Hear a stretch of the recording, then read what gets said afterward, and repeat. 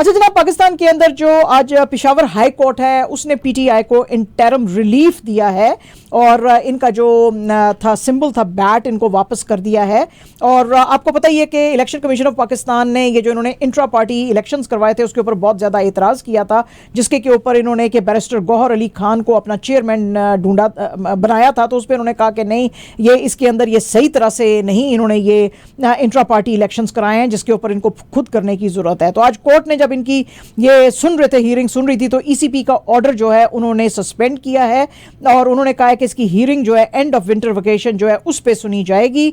और ईसीपी ने दिसंबर 2022 में इनसे ये सिंबल जो है बैट का ले लिया था पीटीआई से, और फिर बैरिस्टर गौहर ने कहा था कि हम पेशावर हाई कोर्ट में ये रूलिंग डालेंगे। आज उन्होंने बात करते हुए कोर्ट के बाहर कहा कि ये जो था फाइनल नेल था इन द कॉन्स्पिरेटर्स कॉफिन, और वो कहते हैं जी कि इस फैसले की वजह से जुडिशरी जो है उसका बहुत ज़्यादा मेयार जो है हाई हुआ है और नेशन जो है उसका कॉन्फिडेंस जो है फिर से जुडिशरी के अंदर आया है। उन्होंने कहा जी कि अब ईसीपी यानी इलेक्शन कमीशन ऑफ पाकिस्तान फ़ौरन अपनी वेबसाइट के ऊपर पीटीआई का ये सर्टिफिकेट जो है अपनी वेबसाइट के ऊपर छापे और जिसमें कि दिखाया जाए कि जो पीटीआई है उसके पास बल्ले का निशान है और एक फेयर इलेक्शंस जो है उसकी तरफ चलने की ये लोग कोशिश करें। इमरान खान साहब जो हैं जी, आज उन्होंने सुप्रीम कोर्ट जो है उसका दरवाज़ा फिर से खटखटाया है, क्योंकि वो तोशा खाना केस जो है उसके अंदर वो जो है उनको जो कन्विक्शन की गई थी उसके अंदर वो उसको चाहते हैं कि बिल्कुल उसको खारिज किया जाए। इनके जो लॉयर्स थे इन्होंने अपील जो थी वो दायर की थी, जिसमें कि उन्होंने सारे वो जो ऑब्जेक्शंस डाले थे सुप्रीम कोर्ट के रजिस्ट्रार ऑफिस ने, जिसमें कि उन्होंने कहा था कि जो आपने डॉक्यूमेंट्स अटैच किए थे दिसंबर 23 को ला के दिए थे उसमें पेपर्स पूरे नहीं थे, तो तमाम जो रेलिवेंट पेपर्स हैं वो जनवरी 6 तक आप ला के दें। ये अपील फाइल की थी सरदार लतीफ़ खोसा ने अंडर आर्टिकल 185 ऑफ कॉन्स्टिट्यूशन। तो सैटरडे को इमरान खान ने पटिशन जो थी ये सुप्रीम कोर्ट को की थी कि इस्लामाबाद हाई कोर्ट जो है उसका ऑर्डर जो है ऑलरेडी इसके अंदर है। इस्लामाबाद हाई कोर्ट ने पहले तो इनकी बात मान ली थी, फिर इनकी प्ली जो थी वो डिसमिस कर दी थी और फ्रेश प्ली जो थी अब डाली थी इमरान खान साहब ने, और उन्होंने कहा था कि ये जो इस्लामाबाद हाई कोर्ट का वर्डिक्ट है इसको स्टे किया जाए, और ये कहा था कि ये जो है उनका जो फंडामेंटल राइट है उसको डिनाई किया जा रहा है कि उनको इलेक्शंस नहीं लड़ने दिया जा रहा, तो ये उनको मिलना चाहिए। शाह महमूद कुरैशी साहब जो हैं जी, उनको हालांकि कह दिया गया था कि उनको बेल दे दी गई है साइफर केस में, लेकिन फिर भी उनको आज डिटेन किया गया है फिर से under maintenance of public order, या जिसको बोलते हैं 3 MPO, उसके तहत 15 डे का डिटेंशन इनको मिला है। और ये जो ऑर्डर इशू किया है ये DC रावलपिंडी ने किया है for his alleged role in May 9 riots, और उन्होंने कहा है जी कि हमें पता नहीं है कि अगर इनको जेल से निकाला गया तो फिर से ये वो वाली एक्टिविटीज़ में शामिल ना हो जाएं जिसमें कि लॉ एंड ऑर्डर की सिचुएशन पैदा हो जाए, जिसमें कि life and property of general public जो है उसको हार्म आ जाए। 3 मेंबर सुप्रीम कोर्ट जो है उन्होंने अप्रूव किया था इनका और इमरान खान साहब का bail in case on December 22, लेकिन आज फिर से इनको जो है पकड़ के डिटेन किया गया है। जाहिर है कि पीटीआई के लिए बहुत ही मेजर ब्लो है, क्योंकि जाहिर है बाकी उनकी तमाम लीडरशिप जो है it is behind the bars, और इमरान खान साहब भी हैं। इलेक्शंस जो हैं फरवरी 8 को आने वाले हैं अगले साल, तो उसमें वो चाहते थे कि अगर शाह महमूद कुरैशी साहब आ जाएंगे तो फिर पार्टी को रीऑर्गेनाइज करना इनके लिए ईजी हो जाएगा, लेकिन अब इनको जो है फिर से पकड़ लिया गया है। यानी मुझे समझ नहीं आ रहा कि पाकिस्तान के अंदर इस वक्त क्या जंगल का कानून चल रहा है भाई, कि इलेक्शंस आपके आने वाले हैं और आप कह रहे हैं जी कि लेवल प्लेइंग फील्ड है। लेवल प्लेइंग फील्ड अगर है तो भाई एक पार्टी के सारे आपने लीडर्स अगर जो है वो बंद किए हुए जेल के पीछे हैं, तो लेवल प्लेइंग फील्ड क्या है? कौन लड़ेगा फिर पीटीआई की तरफ से इलेक्शंस जो है? तो आप जब तक उनके लीडर्स को छोड़ेंगे नहीं तो वो इलेक्शन कैसे लड़ेंगे? और आप कैसे कह रहे हैं कि ये लेवल प्लेइंग फील्ड है? यानी एक जो या 2 पार्टीज को आप फेवर देने के लिए एक पूरी की पूरी एक नेशनल लेवल की जो पार्टी है उसको अपने दीवार के साथ लगाया हुआ है, और आप कह रहे हैं जी कि हम तो फ्री एंड फेयर इलेक्शन। अब फ्री एंड फेयर इलेक्शन आपके कैसे आप कराएंगे? तो ये जो है बड़े सोचने की बात है।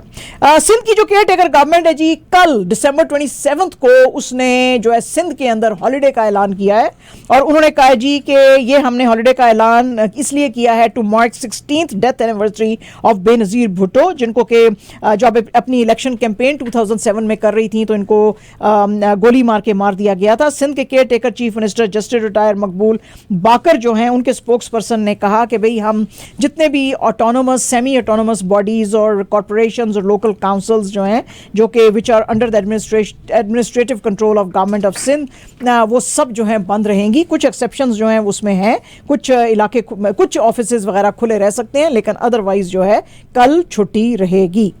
दिल्ली में आज बहुत बड़ा वाकया हुआ और वो ये हुआ कि जो इजरायली एम्बेसी है उसके बाहर कुछ धमाके हुए हैं। इसकी इतला जो है जैसे ही मिली तो जो लॉ एनफोर्समेंट एजेंसीज थी दिल्ली की वो वहाँ पे भागते हुए गई, जिसमें कि पुलिस की सिक्योरिटी एंड फोरेंसिक टीम भी थी। अब वो ये इन्वेस्टिगेट कर रहे हैं कि ये यहाँ पे इजराइल एम्बेसी के बाहर ये धमाके कैसे हुए हैं। इजरायली एम्बेसी के जो स्पोक्स पर्सन है उन्होंने कहा है कि हाँ ये धमाका तो हुआ है, लेकिन हमारा डिप्लोमेट्स और दूसरा स्टाफ जो है वो बिल्कुल अनहार्म्ड है, और इजरायली अथॉरिटीज़ जो है अब इंडियन अथॉरिटीज़ के साथ मिल के फाइंड आउट करने की कोशिश कर रही हैं कि इसके पीछे कौन था या इस ब्लास्ट का कॉज क्या था। राहुल गांधी जी जो हैं वो आज हार्वर्ड के जो स्टूडेंट्स हैं उनके साथ एक वीडियो लिंक के ऊपर इंटरैक्ट कर रहे थे, और उन्होंने आज बहुत बड़े इल्ज़ाम लगाए हैं मोदी जी की गवर्नमेंट के ऊपर। उन्होंने कहा जी मोदी जी की गवर्नमेंट जो है वो एक कास्ट अपार्थाइड सिस्टम हिंदुस्तान के अंदर जो है चला रही है, जिसको कि हम खत्म करना चाहते हैं। हालांकि इससे पहले इन्होंने कहा था कि कास्ट सेंसस होना चाहिए, लेकिन ताकि पता चल सके कि ओबीसी कितने हैं, दलित कितने हैं, आदिवासी कितने हैं, लेकिन इसको मुद्दा नहीं बनाना चाहिए सियासत का। इन्होंने कहा जी कि बीजेपी गवर्नमेंट जो है वो कॉन्स्टेंटली ये कोशिश कर रही है कि एक आइडियोलॉजी, एक रिलीजन और एक लैंग्वेज जो है उसको हिंदुस्तान के अंदर प्रोमोट किया जाए, और निगोशिएशंस जो है उसको किल कर रहे हैं बीजेपी की गवर्नमेंट, और तमाम के तमाम अदारे जो हैं उनके ऊपर इन्होंने कब्जा किया हुआ है और उनको अपने पॉलिटिकल मोटिव्स के लिए यूज कर रहे हैं। इसलिए एक पॉलिटिकल फ्लाइट है, यानी कि पॉलिटिक्स जो डेमोक्रेटिक वैल्यूज की थी वो उड़ती चली जा रही है हिंदुस्तान से। वो कहते हैं जी यहाँ पे ना तो आप बात कर सकते हैं ना निगोशिएशंस कर सकते हैं, और उसकी वजह से मुझे डर है कि ये यूनियन ऑफ इंडिया जो है वो कोलैप्स ना कर जाए और हिंदुस्तान के टुकड़े ना हो जाए। उन्होंने कहा कि आप देख लें मणिपुर के अंदर वो जल रहा है, जम्मू और कश्मीर को देखें वो जल रहा है, तमिलनाडु के अंदर प्रॉब्लम है, तो इसको हम बोलते हैं कि there are problem on the edges. तो इस सिस्टम को समझने के लिए हमको एजेस के ऊपर देखना पड़ेगा।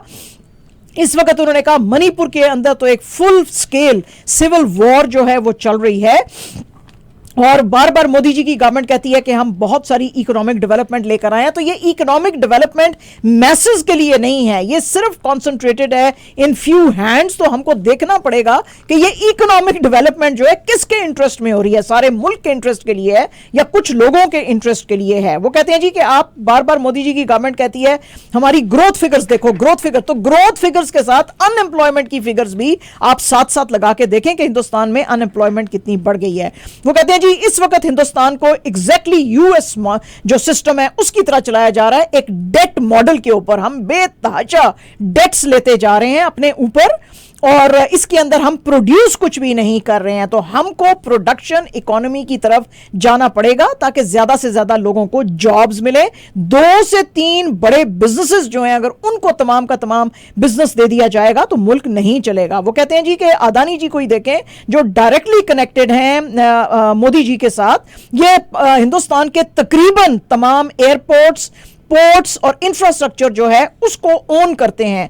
तो ये सारी की सारी जो ग्रोथ हो रही है ये कुछ हाथों के अंदर है, डिस्ट्रीब्यूट नहीं हो रही है हिंदुस्तान के अंदर, जिसकी की वजह से इनइक्वालिटीज बढ़ती जा रही हैं। तो जब इनसे हार्वर्ड के स्टूडेंट ने पूछा कि राहुल गांधी जी तो फिर बैक टू बैक 2 दफा मोदी जी कैसे जीते, तो राहुल गांधी ने इसके ऊपर कहा जी कि बैक टू बैक ये इस तरह से जीते हैं कि इसके अंदर जो है मैस मोबिलाइजेशन नहीं लाई गई थी जो कि अब लाई जा रही है, और इसके लिए एक इंफ्रास्ट्रक्चर चाहिए जिसमें मीडिया का रोल है, लीगल सिस्टम का रोल है, जिसको तमाम के तमाम को खरीद लिया गया है, जिसकी की वजह से ये सही नहीं चल रहे हैं। तो उन्होंने हार्वर्ड के स्टूडेंट से कहा कि आप इमेजिन करो आप अमेरिका के अंदर रहते हो, अगर अमेरिका में IRS या FBI जो है वो उसको फुल टाइम ये जॉब दे दी जाए कि आपने इंटेलिजेंस गैदरिंग का काम नहीं करना बल्कि ऑपोजिशन को बर्बाद करना है, तो आप अमेरिकन उस चीज को कैसे लेंगे। वो कहते हैं जी कि ये जो 4000 किलोमीटर में अपने मुल्क से चल के आपके मुल्क में यहां पे आया हूं, तो मैं इसलिए नहीं आया हूं कि मुझे बड़ा शौक है, मैं इसलिए आपके पास आया हूं कि हमारी आवाज जो है अब हिंदुस्तान में बंद कर दी गई है,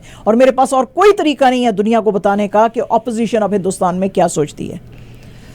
जी पहन गल बद गई है पहन गल बद गई है। है जी। और जनाब, आपको अगर लगता है कि स्टार किड्स के लिए इट इज ऑल इजी, तो it is not all easy in Bollywood. आज अभिषेक बच्चन का एक इंटरव्यू आया है जिसमें कि उन्होंने कहा जी कि मैं जो है 2000 की जो डेकेड थी उसमें मैं काफी स्ट्रगल कर रहा था, और वैसे तो मैं अमिताभ बच्चन का बेटा था, और जब मैं बड़ा हुआ तो बड़ी एक्साइटमेंट थी फिल्म इंडस्ट्री में कि मैं आ रहा हूं, मैं आ रहा हूं। लेकिन वो कहते हैं जी कि मैं जिस भी डायरेक्टर के पास जाता था फिल्म इंडस्ट्री में और मैं उनको कहता था मुझे कास्ट करो, तो वो कहते थे हम रिस्पॉन्सिबिलिटी नहीं ले सकते तुम्हें कास्ट करने की। तो कहते हैं कि फिर मैं जो है मैंने सोचा कि मैं समझौता एक्सप्रेस के अंदर काम करूं, जो मेरा दोस्त राकेश ओम प्रकाश मेहरा बना रहा था, वो एड फिल्में बनाता था, लेकिन अचानक से उसने कहा चलो एक फिल्म बनाता हूं तो तुम उसके अंदर काम करो। कहता है उसके लिए मैंने दाढ़ी वाड़ी बढ़ाई, मूछें बढ़ाई, और हम फिर मेरे वालिद साहब अमिताभ बच्चन साहब के पास गए, तो हमने उनको कहा कि भाई आप अपना जो अमिताभ बच्चन जो है प्रोडक्शंस उनके अंडर ये फिल्म आप प्रोड्यूस करें। तो अमिताभ बच्चन साहब ने भी जब स्क्रिप्ट सुना तो उन्होंने कहा ये इंतहाई बकवास है, मैं इसको प्रोड्यूस नहीं करूंगा। फिर उसके बाद जो है कहते हैं मैं बड़ा चूके हो गया था, हार्ट ब्रोकन, तो बच्चन साहब ने मुझे खुश करने के लिए फिल्म फेयर अवार्ड्स में ले गए। फिल्म फेयर अवार्ड्स में मुझे जेपी दत्ता साहब ने देखा और उन्होंने मुझे कहा जी कि चलो ठीक है मैं एक फिल्म बना रहा हूं बहादुर शाह जफर पे, जिसमें कि उनके बेटे का रोल मैं तुमको देता हूं। कहते हैं लेकिन वो फिल्म कभी भी नहीं बन सकी। लेकिन चूंकि अब दत्ता साहब मेरे साथ वादा कर चुके थे, तो एक और फिल्म जब उन्होंने बनाई 2000 में, क्रॉस बॉर्डर रोमांस जो था, रेफ्यूजी, जिसके के अंदर करीना कपूर भी थी, तो वो कहते हैं जी कि उसके अंदर फिर उन्होंने मुझे कास्ट किया और फिर मुझे अपना ब्रेक मिला और फिर जो है फिर मेरी गाड़ी कुछ कुछ चली।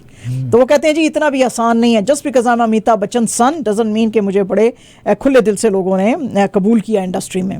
बहरहाल पायान कबूल तो किया ना, बाकी लोग तो बेचारे दरवाजे के बाहर खड़े ही रह जाते हैं, उनको तो दरवाजे के अंदर भी नहीं आने देते। आज ट्विंकल खन्ना साहिबा ने एक इंटरव्यू दिया है, क्योंकि ट्विंकल खन्ना भी अपने ज़माने में बड़ी एस एक्ट्रेस थी और बड़े बड़े स्टार्स के साथ इंक्लूडिंग शाहरुख खान उनके साथ इन्होंने काम किए हुए हैं। वो कहती हैं जी कि जिस वक्त मैं फिल्मिंग कर रही थी सॉन्ग मोहब्बत हो गई, शाहरुख खान की ये बादशाह थी, उसमें ये गाना था, तो कहती हैं मुझे मैं बिल्कुल गैस का कैनिस्टर बनी हुई थी क्योंकि मैं सारा वक्त चिकपीस खाती रहती थी। तो वो कहती हैं जी कि ये जो एक्ट्रेसेस जिनके आप इंटरव्यूज लेते हैं और वो कहती हैं ओ हम तो सब कुछ खाते हैं फिर भी हम पतले हैं, ये सब झूठ है, ये बिल्कुल खाती नहीं है, ये अपने आप को स्टार्व करती हैं। इन 80s में जो मेरी साथ की जितनी एक्ट्रेसेस थी अपने आप को स्टार्व करती थी और मुझे समझ नहीं आता था कि मैं अपने आपको स्टार्व क्या करूं, तो मैं बस चने खाती रहती थी, क्योंकि एक तो ये चीप होते हैं और आपको पता ही है मैं गुजराती हूं, तो आपको पता ही है गुजराती जो है वो जरा, मैं कह रही हूं ये वो नहीं कह रही गुजराती, आपको पता है जरा पैसे वैसे बचाने के चक्कर में। तो वो कहती हैं जी मैं गुजराती हूं और ये बड़े चीप डाइट है, तो मैं इसलिए ये, और ये हर जगह अवेलेबल भी होते हैं, तो मेरा तरीका अपने आप को स्टार्व करने का यही होता था कि मैं बस चने खाती रहूं सारा दिन। तो ऐसे है।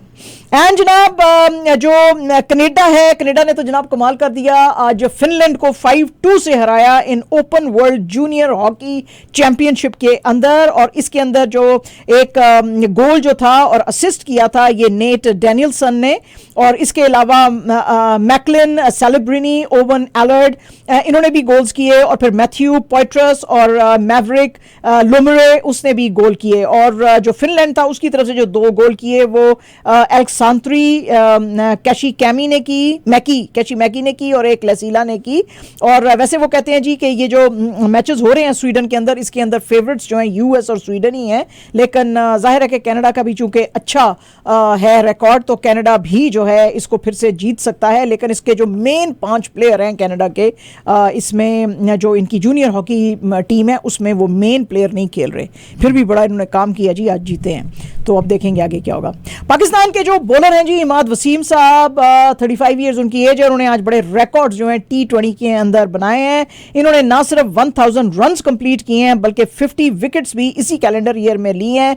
और ये इन्होंने कारनामा किया है ड्यूरिंग मेलबर्न स्टार्स में जो बिग बैश लीग सीजन 13 हो रहा है उसके अंदर, जब इन्होंने 14 रन स्कोर किए इन 10 बॉल्स। और he has become the 4th cricketer to do so after Kieron Pollard. 2010 में उसने किया था, अजहर महमूद ने 2012 में किया था, आंद्रे रसल ने 2016 में किया था, and now he has done it. इन्होंने इंटरनेशनल क्रिकेट से अपने रिटायरमेंट अनाउंस किया था जबकि इनकी सिर्फ 8 साल की एसोसिएशन थी पाकिस्तान नेशनल टीम के साथ, और इन्होंने अपना जो डेब्यू किया था क्रिकेट के अंदर मई 2015 में अगेंस्ट जिम्बाब्वे किया था। तो अब जनाब इन्होंने ये रिकॉर्ड बनाया है। पीटीवी स्पोर्ट्स जो है जी, उसने आज अनाउंस किया है कि आज से जो सेकंड क्रिकेट टेस्ट मैच शुरू हो गया बिटवीन पाकिस्तान एंड ऑस्ट्रेलिया, उसको ये लोग एयर नहीं करेंगे। इन्होंने जो है इंफॉर्मेशन एंड ब्रॉडकास्टिंग मिनिस्ट्री जो है उसने कहा था कि उनकी जीरो टॉलरेंस है ये जो सरोगेट कंपनीज और बेटिंग हाउसेस जो हैं ये जो अपने एड्स डालते हैं क्रिकेट के मैचेस के बीच में, ये बिल्कुल जो है इलीगल है क्योंकि बेटिंग की इजाजत नहीं है पाकिस्तान में। तो इन्होंने भी यही कहा है कि जब तक ये लोग अपने following the government of Pakistan zero tolerance policy अपने ये लोग एड्स नहीं हटाएंगे उस वक्त तक जो है हम मैचेस को रिले नहीं कर सकेंगे। इन्होंने जो है डिटेल सारी भेज दी है पेमरा को भी और मिनिस्ट्री को भी और जितने भी रेलेवेंट स्टेक होल्डर्स थे। उन्होंने कहा जी जिस वक्त ये मसला रिजॉल्व हो जाएगा और बेटिंग कंपनीज अपने एड्स हटा लेंगी लाइव टेलीकास्ट के बीच में से, तो फिर से हम जो है ये मैचेस रिले करने शुरू कर देंगे। और आज से जो मैच शुरू हुआ है दूसरा टेस्ट मैच पाकिस्तान और ऑस्ट्रेलिया के बीच में, उसमें ऑस्ट्रेलिया की जो टीम है वो तो बिल्कुल ही अनचेंज्ड है और ये बॉक्सिंग डे का आज का टेस्ट जो है वो शुरू हुआ है एट मेलबर्न क्रिकेट ग्राउंड। और इसके अंदर पहला जो मैच हुआ था उसमें जो शान मसूद की जो हमारी पाकिस्तान की टीम थी उसको 360 रन से 4 डेज के अंदर अंदर ही इन्होंने रैप अप कर दिया था जो पर्थ में मैच हुआ था। तो अब ये सेकंड मैच शुरू हुआ है। इसमें जो स्कॉट पोलैंड जिन्होंने के 6 विकेटें ली थी for 7 run on his debut at MCG against England, तो उन्होंने 2021 में वो नहीं खेल रहे हैं। हालांकि जो ऑस्ट्रेलियन क्रिकेट टीम है वो चाहती थी कि स्कॉट खेले, लेकिन वो कैप्टन का कहना है कि हम उसको मिस करेंगे। लेकिन जो पाकिस्तान के बहुत सारे प्लेयर्स हैं उनमें काफ़ी सारी जो हैं वो चेंजेस हैं क्योंकि बहुत सारी पर्थ के मैच में इंजरीज आ गई थी। फास्ट बॉलर खुरम शहजाद और 2 स्पिनर्स जो हैं अबरार अहमद एंड नोमान अली वो अब नहीं खेल रहे हैं। इसके अलावा सरफराज अहमद, फ़हीम अशरफ, इनको भी निकाला गया सेकंड टेस्ट में। मोहम्मद नवाज जो है वो अब इस जो सेकंड टेस्ट है उसका विकेट कीपर है। इसके अलावा मीर हमजा, हसन अली, शाहीन शाह अफरीदी जो हैं वो बॉलर्स हैं। इनके साथ एक नया बॉलर जो है आमिर जमाल, उसको भी ऐड किया गया है। इसके अलावा जो है एक स्पिन की ऑप्शन जो है पाकिस्तान के पास वो साजिद खान की सूरत में है। तो काफ़ी ज़्यादा जो है टीम के अंदर सेकंड टेस्ट के लिए की गई है चेंजेस। एंड जनाब absolutely our last news again about India's wrestling federation.